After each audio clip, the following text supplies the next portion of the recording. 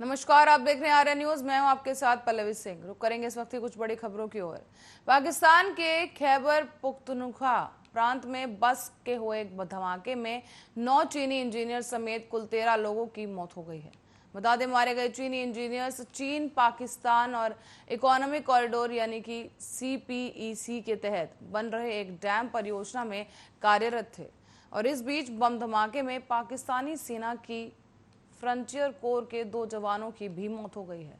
बता दें, जानकारी के मुताबिक बुधवार की सुबह ही खैबर पुख्तनख्वा प्रांत में कोहिस्तान में चीनी इंजीनियर्स और पाकिस्तानी कर्मचारियों से भरी एक बस दासू डैम जा रही थी और उसी वक्त ये बम धमाका हो गया।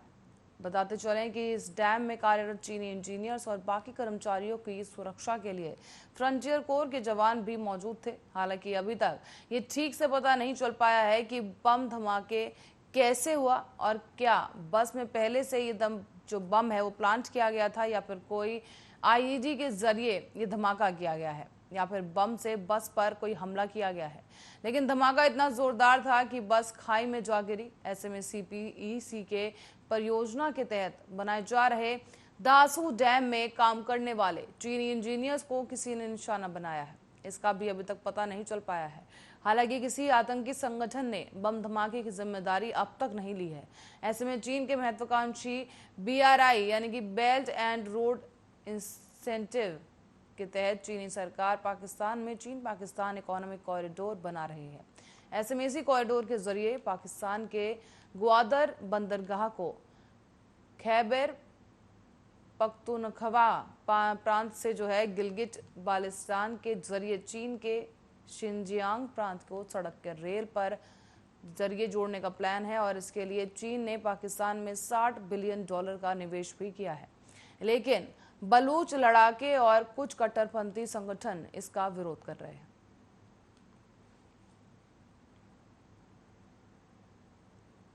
और इसी बीच JP नेता शुभेंदु अधिकारी ने पश्चिम बंगाल की मुख्यमंत्री ममता बनर्जी की तरफ से नंदीग्राम चुनाव परिणाम को लेकर कलकत्ता हाईकोर्ट में दाखिल की गई याचिका के खिलाफ सुप्रीम कोर्ट का रुख कर दिया है।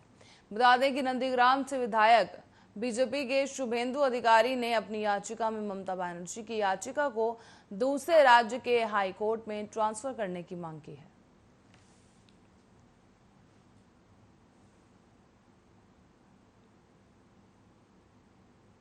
और इजरायली दूतावास ने एक ऑनलाइन प्रदर्शन लगाई है। इसी बीच इसमें इजरायली कला पर भारत और उसकी संस्कृति के गहरे असर को देखा जा सकेगा। बता दें कि इसका शीर्षक यानी कि इसका थीम रखा गया है heat and dust between India and जियोन। प्रदर्शनी को इंडियन इंटरनेशनल सेंटर के सहयोग से लगाया गया है और इसे 12 जुलाई से लेकर 25 जुलाई 2021 तक देखा जा सकता है।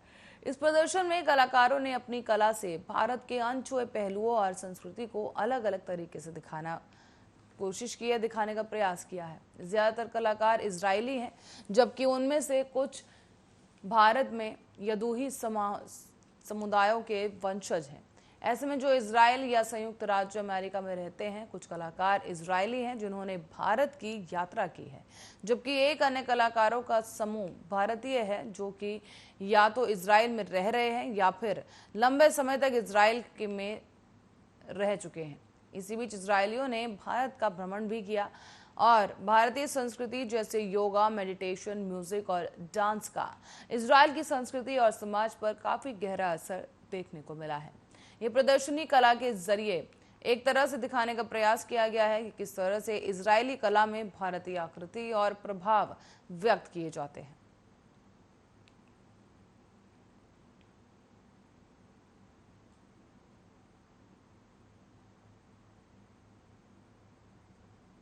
और इस बीच कोरोना टीकाकरण पर केंद्रीय स्वास्थ्य सचिव राजेश भूषण ने बुधवार को 15 राज्यों के स्वास्थ्य सचिवों और टीकाकरण अधिकारियों के साथ एक बैठक की है। इस बैठक में 2 कोविड वैक्सीन निर्माता भारत बायोटेक और सीरम इंस्टीट्यूट ऑफ इंडिया के नोडल प्रतिनिधि भी मौजूद रहे। इस बैठक में प्राइवेट कोविड वैक्सीनेशन सेंटर के माध्यम से हो रहे टीकाकरण की धीमी रफ्तार पर चर्चा की गई। तो वहीं इस बैठक में उत्तर प्रदेश, मध्य प्रदेश, राजस्थान, ओडिशा, तेलंगाना, अरुणाचल प्रदेश, कर्नाटक, केरल, तमिलनाडु, महाराष्ट्र, गुजरात, पश्चिम बंगाल, दिल्ली, पंजाब और हरियाणा के स्वास्थ्य सचिवों और टीकाकरण अधिकारी आज एक वीडियो कॉन्फ्रेंसिंग के जरिए इस बैठक में शामिल हुए।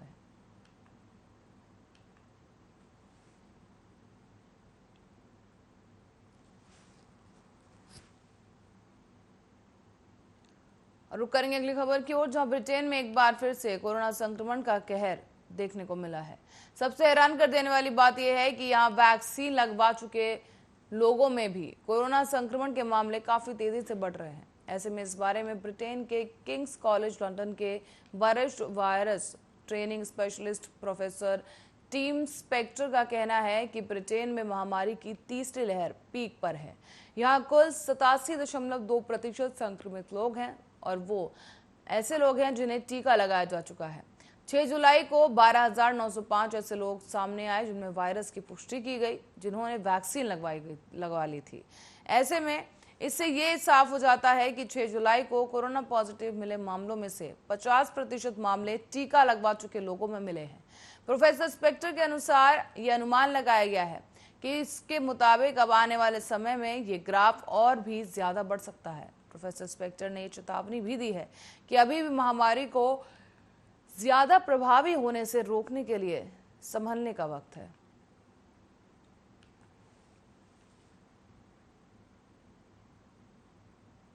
भारतीय सेना में और 147 महिला अधिकारियों को स्थायी कमीशन दिया गया है और इसी के बाद अब स्थायी कमीशन के योग्य 615 ऑफिसर्स में से अब तक 424 को ये पद दिया जाता है।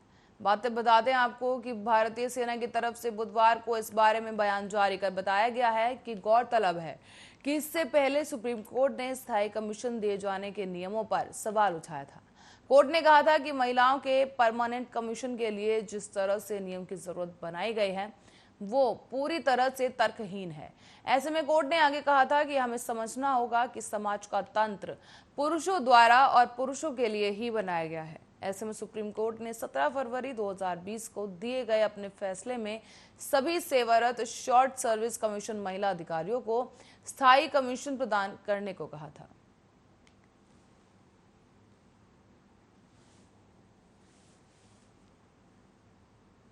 और देश में कोरोना की दूसरी लहर थोड़ी कमजोर जरूर हुई है, लेकिन अभी भी खत्म नहीं हुई है। हर दिन करीब 40,000 नए लोग कोरोना से संक्रमित हो रहे हैं। ऐसे में स्वास्थ्य मंत्रालय की ओर से जारी किए गए आंकड़ों के अनुसार पिछले 24 घंटे में 48,792 नए कोरोना केसेस सामने आए, जबकि 624 संक्रमितों की जान चली गई है। तो वहीं पिछले 24 घंटे में 41,000 लोग कोरोना से ठीक भी हुए हैं। कोरोना एक्टिव केस 4 लाख से ज्यादा हो गए हैं, जबकि वर्तमान में 4,29,946 लोग कोरोना संक्रमित हैं जिनका इलाज किया जा रहा है। कोरोना से अब तक कुल 4,11,408 लोगों की मौत हो चुकी है। अच्छी बात यह रही कि अब तक कुल 3,01,04,000 लोग ठीक होकर घर वापस लौट चुके हैं। महामारी की शुरुआत से लेकर अब तक कुल 3,09,46,000 लोग संक्रमित हुए हैं। स्वास्थ्य मंत्रालय के अनुसार 13 जुलाई तक देश भर में 38,76,00,000 कोरोना वैक्सीन के डोज दिए जा चुके हैं। ऐसे में बीते दिन 37,14,000 टीके लगाए गए हैं और बीते दिन करीब 19.15 लाख कोरोना सैंपल टेस्ट भी किए जा चुके हैं, जिसका पॉजिटिविटी रेट 3% से कम रहा।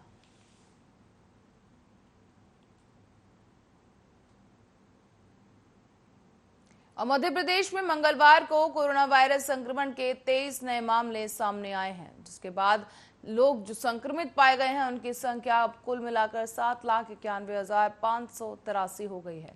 स्वास्थ्य विभाग के अनुसार राज्य में पिछले 24 घंटे में इस बीमारी से 2 और लोगों की मौत भी हो गई है। प्रदेश में संक्रमण से मरने वालों की संख्या अब 10,508 हो गई है। स्वास्थ्य विभाग के अधिकारियों का कहना है कि प्रदेश के 52 जिलों में से केवल 9 जिलों में पिछले 24 घंटे में कोरोना वायरस के नए मामले सामने आए, जबकि बाकी 43 जिलों में एक भी मामला सामने नहीं आ पाया है। उन्होंने कहा है कि भोपाल में 11, इंदौर में 4, सागर में 2 और ग्वालियर, जबलपुर, निवाड़ी, राजगढ़, सीहोर और सिवनी में एक एक मामला सामने आया है। तो इसी बीच अधिकारियों ने भी बताया कि प्रदेश में कुल 7,91,583 संक्रमित में से अब तक 7,80,796 मरीज स्वस्थ होकर घर लौट चुके हैं, जबकि 279 मरीजों का इलाज अभी भी चल रहा है।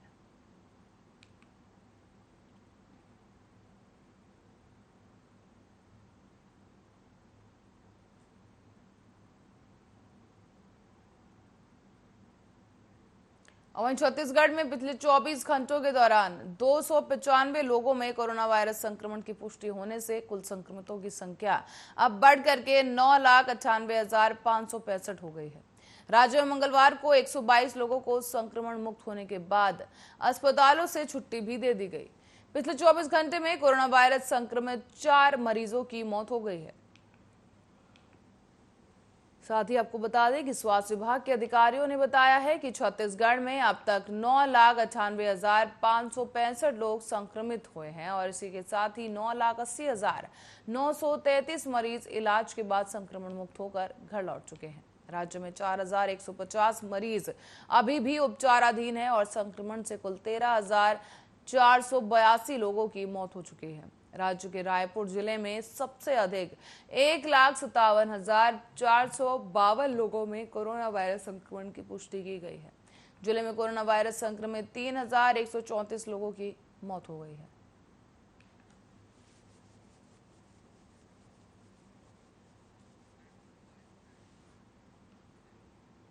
और वहीं केरल में कोरोना संक्रमण के बढ़ते खतरे को देखते हुए राज्य सरकार ने 17 और 18 जुलाई को संपूर्ण लॉकडाउन का ऐलान कर दिया है।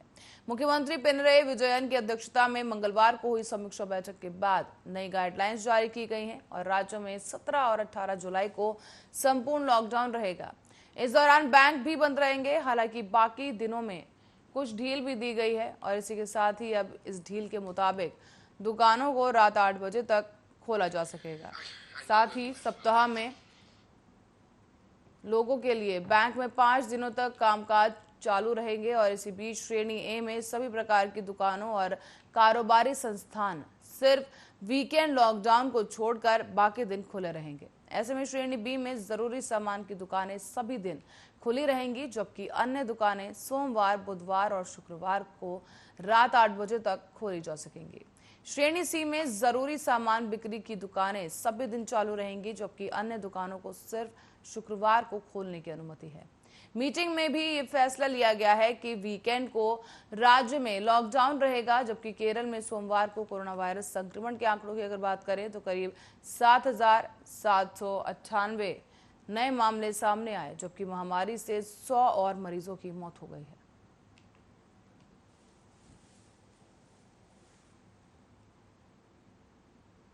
और अमेरिका ने कहा है कि वो कोरोना वैक्सीन पर भारत सरकार की ओर से हरी झंडी का इंतजार कर रहा है। अमेरिकी विदेश मंत्रालय ने कहा है कि हम जो वैक्सीन अन्य देशों को भेज रहे हैं वही वैक्सीन भारत को भेजे जाने के लिए भारत सरकार की हरी झंडी का इंतजार कर रहे हैं। विदेश विभाग के प्रवक्ता नेड प्राइस ने कहा है कि भारत सरकार से हरी झंडी मिलने पर हम उन टीकों को तेजी से भेजने के लिए तैयार हैं। नेड प्राइस ने यह भी कहा कि अमेरिका के टीके पाकिस्तान, नेपाल, भूटान और बांग्लादेश तक पहुंच चुके हैं, लेकिन भारत के लिए इसमें समय लग रहा है क्योंकि आपातकालीन आयात के लिए कुछ कानूनी बाधाएं हैं। अमेरिका ने पहले अपने घरेलू स्टॉक से 80 मिलियन खुराक दुनिया भर के देशों के साथ साझा करने की घोषणा कर दी थी और इसी बीच भारत के हिस्से के तहत इसे अमेरिका से मॉडर्न और फाइजर की 3 से 4 मिलियन खुराक मिलने की उम्मीद थी।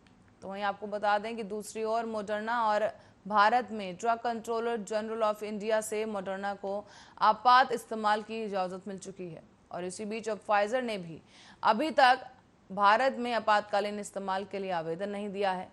और विदेश विभाग के प्रवक्ता नेड प्राइस ने आगे बताया कि हम उन वैक्सीन डोज को भेज देंगे जो पहले से ही जरूरी है और सभी देश अपने स्थानीय परिचालन नियमांक और कानूनी प्रक्रियाओं को पूरा कर ले। भारत ने इसे संबंधित कानूनी प्रावधानों की समीक्षा करने के लिए समय मांगा है और ऐसे में भारत अपनी कानूनी प्रक्रियाओं को पूरा कर लेगा, तब जाकर भारत को हमारी वैक्सीन की डिलीवरी तेजी के साथ बढ़ाई जाएगी।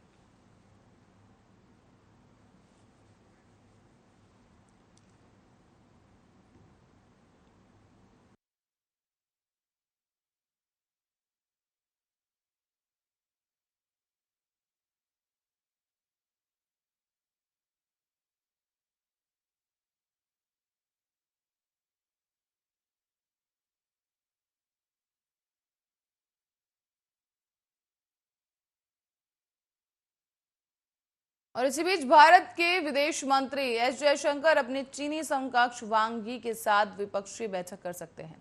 माना यह जा रहा है कि भारत चीन सीमा पर जारी गतिरोध को लेकर ही बातचीत हो सकती है।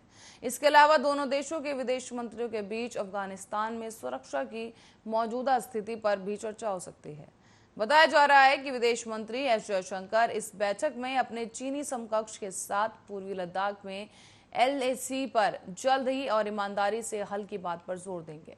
बता दें कि एस जयशंकर शंघाई सहयोग संगठन के विदेश मंत्रियों की परिषद और अफगानिस्तान पर एससीओ संपर्क समूह की बैठक में भी भाग लेने के लिए तजाकिस्तान के दुशांबे पहुंच गए हैं। ऐसे में एससीओ की बैठक में अफगानिस्तान में तालिबान की आक्रामक स्थिति पर फोकस करने की भी संभावना है, जिसमें कट्टरपंथी ताकतों की ओर से जो तजाकिस्तान को जोड़ने वाली सड़क अमुदारिया और हेरात है, इनके जरिए ईरान के लिए एक अन्य जमीन पर कब्जा करना शामिल है। बताया यह जा रहा है कि तालिबानी चरमपंथी धीरे धीरे काबुल की ओर बढ़ रहे हैं और एक साथ चारों दिशाओं से घेर कर हमला कर सकते हैं। साथ ही आगे बढ़ने के दौरान तालिबानी कट्टरपंथी कई अफगानी सैनिकों की हत्या भी कर रहे हैं। ऐसे में आपको बता दें कि अफगानिस्तान से अमेरिका सेना की वापसी के बाद तालिबानी कट्टरपंथियों ने दोबारा से वहां काफी मजबूती से पैर जमाना शुरू कर दिया है और इसी के लिए अब तालिबानियों की ओर से हर हथकंडा भी अपनाया जा रहा है।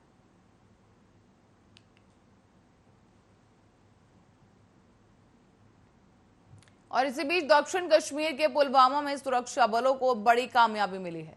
रात 1 बजे से पुलवामा में चल रही मुठभेड़ के दौरान सुरक्षा बलों ने 3 आतंकियों को ढेर कर दिया है।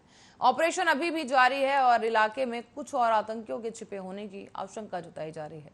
आईजीपी कश्मीर ने बताया है कि 2 स्थानीय आतंकवादियों के साथ पाकिस्तानी लश्कर कमांडर इजाज उर्फ अबू हुरैरा मारा गया है। मुठभेड़ वाली जगह पर काफी संख्या में सुरक्षा कर्मियों और पुलिस को तैनात भी किया गया। ऐसे में पुलिस ने एक अधिकारी ने बताया है कि आतंकवादियों की मौजूदगी की जानकारी मिलने के बाद सुरक्षा बलों ने पुलवामा में घेराबंदी कर तलाश अभियान शुरू कर दिया है।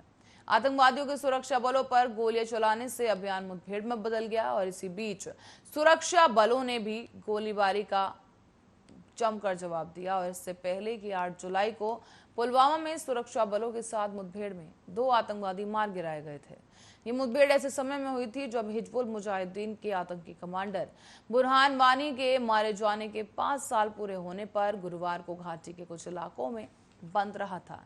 इसी दिन जम्मू कश्मीर के कुलगांव में जो मुठभेड़ हुई है उसमें भी 2 आतंकी मारे गए थे। मारे गए आतंकवादियों की पहचान आतंकी संगठन लश्कर-ए-तैयबा के किफायत रमजान सौफी और अल बद्र के इनायत अहमद डार के रूप में हुई है।